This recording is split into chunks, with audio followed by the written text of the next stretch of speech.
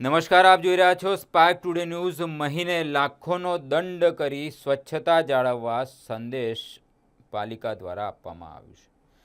વડોદરા મહાનગરપાલિકાની વડી કચેરી ખાતે સ્વચ્છતા સંદર્ભે આજે બેઠકનું આયોજન કરવામાં આવ્યું હતું, જેમાં સ્વચ્છતા બાબતેની ચર્ચા અને જરૂરી સૂચનો કરવામાં આવ્યા હતા। દર મંગળવારે વડોદરા મહાનગરપાલિકાની વડી કચેરી ખાતે સ્વચ્છતા અંગે બેઠકનું આયોજન કરવામાં આવતું હોય છે, ત્યારે આજની આ બેઠક ડેપ્યુટી મ્યુનિસિપલ કમિશનરની અધ્યક્ષતામાં યોજાઈ હતી, જેમાં વોર્ડ ઓફિસરો, સેનેટરી ઇન્સ્પેક્ટરો, સિનિયર સેનેટરી ઇન્સ્પેક્ટરો હાજર રહ્યા હતા, જેમાં સ્વચ્છતા અંગે અધિકારીઓ પાસે રિવ્યૂ લેવામાં આવ્યા હતા, જેમાં દિવસની સફાઈ અને રાત્રિના સફાઈ કઈ દિશામાં ચાલી રહી છે તે બાબતે ચર્ચા કરવામાં આવી રહી હતી।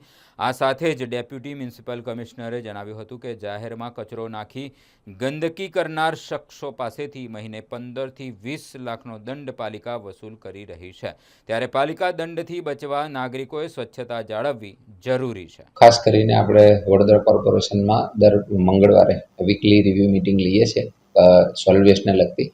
એમાં assistant municipal commissioner, ward officer, sanitary inspector અને સિનિયર સેનેટરી ઇન્સ્પેક્ટરોને બોલાવીએ છીએ અને વીક દરમિયાનમાં જે ગવર્મેન્ટના નવા સૂચનો હોય, નવા પત્રો હોય એ સંદર્ભની કાર્યવાહી કરવા માટેની સૂચનાઓ આપીએ છીએ।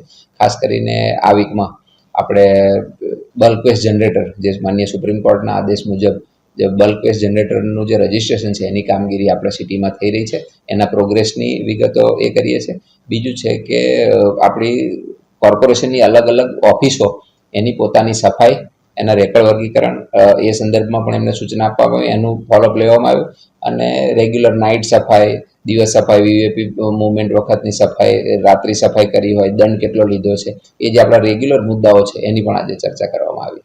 બીજી સૂચનામાં આપવામાં આવી છે કે જે કચરા ફેંકી રહ્યા છે એમનો કોઈ દંડ ફટકારવામાં આવે છે?